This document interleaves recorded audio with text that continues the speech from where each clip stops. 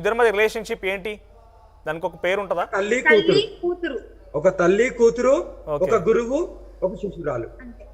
ఎవరు ఏమన్నా అనుకోని, ఎవరు ఏ తమ్మునేల్ అన్నా వేసుకొని, అంటే ఈ తమ్నేల్స్ ఇవన్నీ కాదు, జనరల్ గా పబ్లిక్ లో ఉన్న పర్సెప్షన్ కి సంబంధించి అడుగుతున్నాను. ఇక్కడ ఇంకొక విషయం, ఇక్కడ మీరు డెఫినెట్ గా సమాధానం చెప్పాల్సిందే మీపైన వస్తున్న ఆరోపణల విషయం, ఎందుకంటే చాలా సుదీర్ఘమైన ఇంటర్వ్యూ కోసం మీరు మాతో పార్టిసిపేట్ చేస్తున్నారు కాబట్టి. ఒక వీడియో వైరల్ గా మారింది, దీంట్లో వర్షిని బ్రదర్ పైన మీరేదో ప్రవర్తిస్తున్న వీడియో ఒకటి ఉంది. నేను డెఫినెట్ గా చూపించదలుచుకోలేదు ఇక్కడ. సో ఆ వీడియోకి ఏం సమాధానం చెప్తారు మీరు? దానికి 100% నేను ఎక్స్ప్లెయిన్ ఇస్తాను. చెప్పండి. ఆ రోజు ఇంట్లో జస్ట్ ఆ కామెడీ సీన్ అనేది ఒకటి క్రియేట్ చేశారు వీళ్ళు, ఒక వీడియో తీసుకోవడానికి అని. వీళ్ళు ఈ ఒక రీల్ టైప్ లో తీసుకున్నారు. పక్కనే అదే వీడియో చూడండి, ఇప్పుడైతే వీళ్ళ మమ్మీ కనిపిస్తుంది అక్కడ పక్కన, వీళ్ళందరూ. ఆ వీడియో ఏంటి, ఏం జరిగింది అక్కడ? ఏం కామెడీ సీన్ చేశారు మీరు? ఆయన పైన పర్లి పొరలాడుతూ ఉంటారు. మెడను పట్టుకొని ఇలాగా, నేను మెడను పట్టుకొని ఆయన మీద ఎక్కి ఇలా నేను తల మీద కొడుతున్నాను. ఆయన ఫేస్ కనిపించలేదు, దాన్ని బ్యాడ్ గా పోర్ట్రేట్ చేశారు. That is the matter. ఎందుకంటే అక్కడ పక్కన చూడండి, వాళ్ళ అమ్మ ఉన్నది, తీసింది ఈ బిడ్డనే తీసింది వీడియో. అక్కడైతే తప్పుగా అసభ్యకరంగా అయితే ఏం జరగలేదు. ఒకవేళ తప్పు జరిగినట్టయితే నేను చెప్తున్నా కదా, మేము కాణిపాకం వినాయక స్వామి గుడికి రావడానికి, వాళ్ళైతే ఏదైతే బిగ్ టీవీకి, సరే నేను ఆ టీవీ ఛానల్ పేరు చెప్పొద్దు, ఏదైతే మీడియాకి వాళ్ళు చెప్తున్నారు, మా ఫ్యామిలీ అనే వాళ్ళు ఎవరైతే చెప్తున్నారో నేను సోసో అండ్ సూత్ కండమ్స్ తెప్పించుకొని ఇలా బ్యాడ్ గా చెప్తున్నారో, కాణిపాకం వినాయక స్వామి మీద ఒట్టేద్దాం. అక్కడైతే చాలా పవిత్రం కదా, అక్కడికి వెళ్ళి మేము ఒట్టేయడానికి సిద్ధం. వాళ్ళు సిద్ధమా? మేము దేనికైనా సిద్ధం. ఆ వీడియోలో ఏం లేదు, ఒక రీల్ అనే మాత్రం అంటున్నారు, కానీ పబ్లిక్ లో మాత్రం వేరే రకంగా పోర్ట్రే అయింది. సో ఒకసారి ఇక్కడ మాట్లాడుకోవడం చేయడం అనేది ఏం లేదు, అది ఫన్నీగా జరిగిన వీడియో, సరదాగా తీసుకున్న వీడియో. వాళ్ళ మమ్మీ అక్కడ పక్కన కనబడుతుంది కదా వీడియోలా, అలా ఎలా చేయగలుగుతారు? ఓకే వర్షిని గారు, మీరు పేరెంట్స్ తో కాంటాక్ట్ లో ఉన్నారా? ఇంకా మీ బ్రదర్ తో, మీ నాన్నతో, అమ్మతో కాంటాక్ట్ లో ఉన్నారా? లేదండి, వాళ్ళ నా దగ్గర నుంచి మొబైల్స్ అన్ని తీసేసుకున్నారు. వచ్చిన దగ్గర నుంచి నా దగ్గర మొబైల్ లేదు కాబట్టి, అమ్మ దాంట్లో నుంచి చేద్దామన్నా వాళ్ళు ఎలాగెలాగో మాట్లాడతారు కాబట్టి, సో నేను కాంటాక్ట్ లో అయితే లేను. వాళ్ళు చేస్తే మాట్లాడతాను చూస్తుంది. ఓకే, వాళ్ళు ఇంకా ఇంతవరకు చేయలేదు.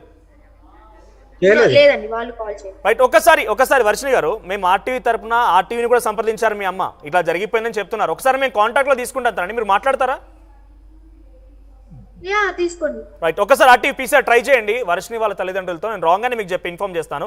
బిఫోర్ దట్, సో ఇప్పుడు మీ ఇద్దరు ఇలా బయట తిరుగుతున్న నేపథ్యంలో ఎటువంటి సమస్యలు ఎదురవుతున్నాయా? చాలా ఆరోపణలు రకరకాలుగా మీ పైన, గతంలోనే అటు అఘోరి సింగిల్గా వెళ్ళినప్పుడే అనేక సార్లు అడ్డుకోవడం, తనని ఫాలో అవ్వడం రకరకాలుగా జరిగింది కదా. ఇప్పుడు కలిసి వెళ్తుంటే ఎటువంటి సినారియో ఫేస్ చేస్తున్నారు మీరు సమాజంలో? భక్తుల దగ్గర నుంచి అయితే మంచి రియాక్షన్ అయితే వస్తుంది, మంచిగానే. బ్యాడ్ గా అయితే ఏమి, కొంతమంది పని కట్టుకొని ఉంటారు కదా, ప్రతి సభ్య సమాజంలో గుడ్ ఎంతో బ్యాడ్ కూడా అంతే ఉంటుంది. ఎలిగేషన్ చేసే వారు చేస్తూనే ఉంటారు ఇష్టానుసారంగా, ఒకరిది ఒక్కొక్క థింకింగ్ ఉంటది. అది నేను ఎప్పుడైతే నేను పట్టించుకోను, నా వేలో నేను వెళ్తూనే ఉంటాను. ఓకే రైట్, ఆర్టీవీ చూస్తున్న వ్యూవర్స్ అందరికీ ఒక రిక్వెస్ట్. నేను అఘోరి అమ్మతో మాట్లాడుతున్న వెరీ ఫస్ట్ ఒక తెలుగు మీడియా లైవ్ ఇంటరాక్షన్ లో పాల్గొన్నారు అఘోరి అమ్మ. సో మీరు మీ క్వశ్చన్స్ ఏమైనా కనుక ఉంటే మీరు కూడా కామెంట్ చేసే ప్రయత్నం చేయండి, నేను ఆ క్వశ్చన్స్ కూడా అతని నుంచి సమాధానం తీసుకునే ప్రయత్నం చేస్తా. అఘోరి అమ్మ, విత్ యువర్ పర్మిషన్, మేము ఇక్కడ ఒక పోల్ కండక్ట్ చేస్తున్నాము. పబ్లిక్ అఘోరి అమ్మని, మాతాజీని నమ్ముతున్నారా అనే విషయాన్ని పబ్లిక్ నుంచి ఒక రెస్పాన్స్ తీసుకునే ప్రయత్నం చేస్తున్నాను. రైట్, ఒకసారి ఆ రెస్పాన్స్ ఇక్కడ మీరు పోల్లో కూడా పార్టిసిపేట్ చేయొచ్చు. అఘోరిని మీరు నమ్ముతున్నారా? అఘోరి మాతని మీరు నమ్ముతున్నారా? మీ అభిప్రాయాన్ని కామెంట్ చేయండి. అట్ ది సేమ్ టైం ఆ పోల్లో పార్టిసిపేట్ చేయండి. సో ఒకసారి అఘోరి అమ్మ, అసలు మీ ప్రయాణం గురించి కూడా మాట్లాడదాం. అంతలోపు మనం వాళ్ళ వర్షిని తల్లిదండ్రులు కూడా కాంటాక్ట్ తీసుకునే ప్రయత్నం చేస్తున్నాను. సో మీరు పుట్టింది పెరిగింది అంతా మంచిర్యాల్. ఎప్పుడు మీరు దీక్ష తీసుకోవాలని ఆలోచన వచ్చింది? ఈ దీక్ష పైన మీకు ఎప్పుడు మక్కువ కలిగింది? నానా, ఇది నేను ఎన్నోసార్లు చెప్పిందనే చెప్పి జనాలకి, నాకు 7 years ఉన్నప్పుడే వెళ్ళిపోయాను. ఓకే, 14 years కేదార్నాథ్ లో ఉన్నాను. ఓకే, అంటే మీకు ఆ టైంలో బేసిక్గా పిల్లలందరూ, ఇప్పుడు మనం చూసినా కానీ గతంలో జనరేషన్ చూసినా కూడా ఆడుకోవడానికో, పాటలకో, లేకుంటే చుట్టాలు, బంధువులు, ఈ రకంగా కొన్ని ప్రేమ ఆప్యాయాలతో ఉంటూ ఉంటారు. మీకు ఈ వైపు ఆకర్షణ కలిగింది? ఒక మాట చెప్తాను. చెప్పండి. మొన్న కుంభమేళ జరిగింది కదా. అవును. చిన్న పిల్లలు, నాకంటే చిన్న ఏజ్ వాళ్ళు వెళ్ళి దీక్ష తీసుకున్నారా? అంటే ఎవరో ఇన్ఫ్లుయెన్స్ చేసి ఉండాలి నానా. దైవ ఆజ్ఞ ఉన్నప్పుడు ఇన్ఫ్లుయెన్స్ చేసినా చేయకపోయినా మనకు భగవంతుడు తీసుకెళ్లాలి, ఎక్కడ ఏ మార్గంలో తీసుకెళ్లాలి, ఎక్కడ ఎవరికి ఏమి ఇవ్వాలనే తెలుసు కాబట్టి నన్ను ఈ మార్గంలో తీసుకెళ్ళాను. నేను ఇప్పుడు ఉన్న అఘోరి తత్వంలో నా నా దాంట్లో నేను హ్యాపీగా ఉన్నాను. ఓకే, ఇప్పుడు లోకాన్ని నేను చూస్తున్నాను. పేరెంట్స్ ఆ రోజు అడ్డుకోలేదా? మీ తల్లిదండ్రులు ఆ రోజు అడ్డుకోలేదా? నీ మార్గం వెళ్ళడం కరెక్ట్ కాదు అని అడ్డుకోలేదా? ఎవరు అడ్డుకోలేదు. నేను చెప్పకుండా వెళ్ళాను, మళ్ళీ వచ్చాను, మళ్ళీ వెళ్ళాను. నేను 3 సార్లు అలా రావడం. ఏ ఇయర్ చెప్పగలుగుతారా? ఏ ఇయర్ లో మీరు పూర్తిగా ఇక్కడ నుంచి వెళ్ళిపోయి అఘోరి అమ్మగా మారిపోయారని చెప్పగలుగుతారా? అది అంత గుర్తులేదు నాన్న. ఓకే, అక్కడ 14 సంవత్సరాలు అయితే దీక్షలో ఉన్నారా? 14 సంవత్సరాలు ఉంటుందా దీక్ష? రైట్. ఆ తర్వాత 2024లో అయితే మీరు తెలంగాణ రావడం చూసాం. అప్పటి వరకు కూడా ఇంత పాపులర్ అసలు లేడీ అఘోరి ఎవరు కూడా తెలియదు. బహుశా మీరు వస్తే ఇంటికి వచ్చి వెళ్ళి ఉండొచ్చు. ఒక మాట, సరే నన్ను ఇప్పుడు లేడీ అఘోరి కాదు ఈమె వేషధారణ అంటున్నారు కదా. నేనైతే తెలంగాణ ఆంధ్రే కాదు నాన్న, తెలంగాణ ఆంధ్రేనా లేకుంటే నేను శ్రీలంకకి వెళ్ళాను, శాంకిని దేవి ఉంటది అక్కడ. నాకు తెలిసిన గురు పరంపర వాళ్ళు ఉన్నారు. నేను కాశ్మీర్ నుండి కన్యాకుమారి వరకు నేను వెళ్తున్నాను కదా. మరి ప్రతి రాష్ట్రంలో నాకంటే ఒక గుర్తింపు ఉంది కదా. సరే, ఇక్కడ తెలుగు రాష్ట్రాల్లో అయితే మీరు 2024తో పరిచయం అయ్యారు. అది ముత్యాలమ్మ ఆలయం సంబంధించిన విగ్రహం ధ్వంసం తర్వాత మీరు ఎంట్రీ ఇచ్చారు. ఇక్కడ ఈ మధ్య కాలంలో కానీ ఏంటి ఏ లక్ష్యంతో మీరు తెలంగాణకు వచ్చారు? తెలుసు కదా, బేసిక్ గా ఉజ్జయిన్ లో నా గురించి ఎవరిని అడిగినా చెప్తారు. ఉజ్జయిన్ లో, ఉత్తరాఖండ్ లో అడిగినా చెప్తారు, గుజరాత్ లో అడిగినా చెప్తారు.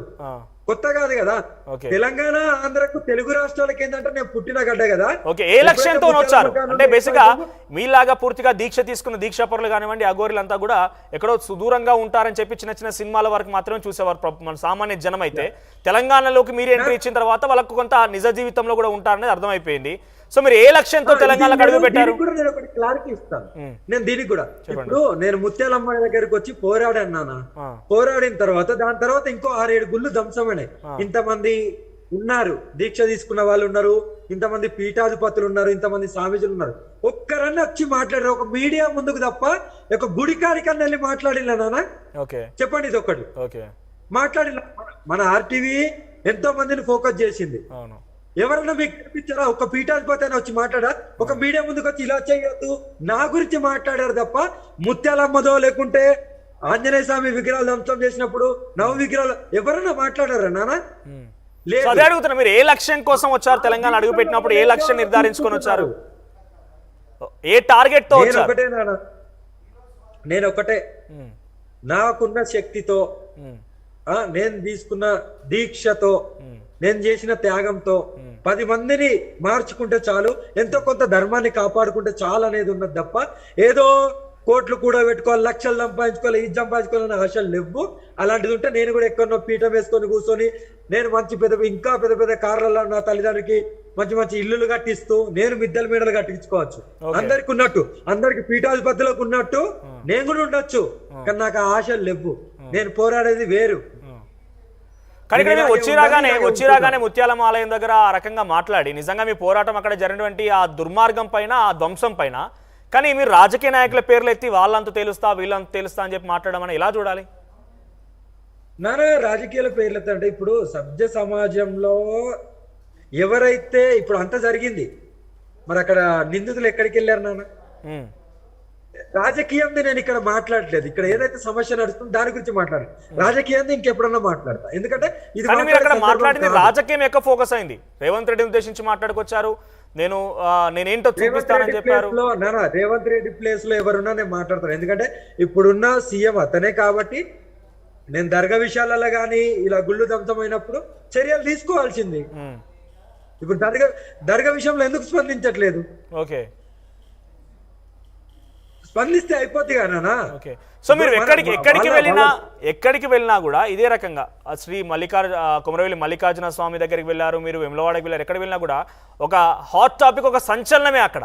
సో గొడవ జరగడమా, పోలీసులు రావడమా, ఇంకా రకరకాల జరుగుతుంది. అసలు ఎందుకు జరుగుతుంది అంటే మీ తప్పు ఏదైనా ఉందా, లేకుంటే మిమ్మల్ని చూసే విధానంలో తప్పు ఉందా? నా తరపునైతే ఏది తప్పు ఉండదు. నేను సర్వసం శివం అని బతుకుతున్నదాన్ని. నాకు మిమ్మల్ని ఎవరు కాదనలేదు. మీరు దీక్ష పూనారు, దైవం కోసం అంకితమయ్యారు, అంతా ఓకే. నేను అదే చెప్తున్నాను. నేను ఎందుకు అలా ప్రవర్తిస్తానంటే నాకు భంగం కలిగించినప్పుడు నా రక్షణ కూడా చూసుకొని నేను అలా చేయాల్సి వస్తుంది. తప్పులేదు. నేను నిద్రపోనియరు, నన్ను సెల్ఫీలను ఇంకోటని నిద్రపోనియరు, వాష్రూమ్ వెళ్ళనియరు, భోజనం చేయనియరు. ఎవరైనా భక్తురాలు ఇంటికి పిలిస్తే అక్కడ కొద్దిగా కాంట్రవర్సీగా చేయడం, ఇలాంటివి జరుగుతున్నప్పుడు నేను ఎందుకు అలా ప్రవర్తిస్తానంటే నాకు భంగం కలిగించినప్పుడు నా రక్షణ కూడా చూసుకొని నేను అలా చేయాల్సి వస్తుంది. తప్పులేదు. నేను నిద్రపోనియరు, వాష్రూమ్ వెళ్ళనియరు, భోజనం చేయనియరు, ఎవరైనా భక్తురాలు ఇంటికి పిలిస్తే అక్కడ కొద్దిగా కాంట్రవర్సీగా చేయడం, ఇలాంటివి జరుగుతున్నప్పుడు నాకు భంగం కలిగించినట్టే కదా, ఆటంకం అయినట్టే కదా. మరి అక్కడ నేను మాట్లాడుకుంటే అలాగే వెళ్ళిపోతున్న అయితే ఉండరు కదా. ఓకే, కనీసం కృత్య భోజనం చేయాలన్నా కన్నీంద్ర నిధులు ఉండాలి. కానీ మీరు ఇంత దీక్ష పూనుకొని దైవానికి అంకితైనప్పుడు చాలా ఓపిక, దేవుడు లాంటి వాడి భూమాత, దేవుడు లాంటి వాళ్ళు చాలా మంది కూడా మనం ఏ సమస్యలు చెప్పినా కూడా మన సమస్యను తీర్చడం కోసం చాలా ఓపికగా వింటూ ఉంటారు. అటువంటి పూర్తిగా దీక్ష పుణ్య మీరు ఓపిక నశించిపోయి ఏకంగా కత్తులతో దాడి చేయాలన్నా శ్రీ మల్లికార్జున స్వామి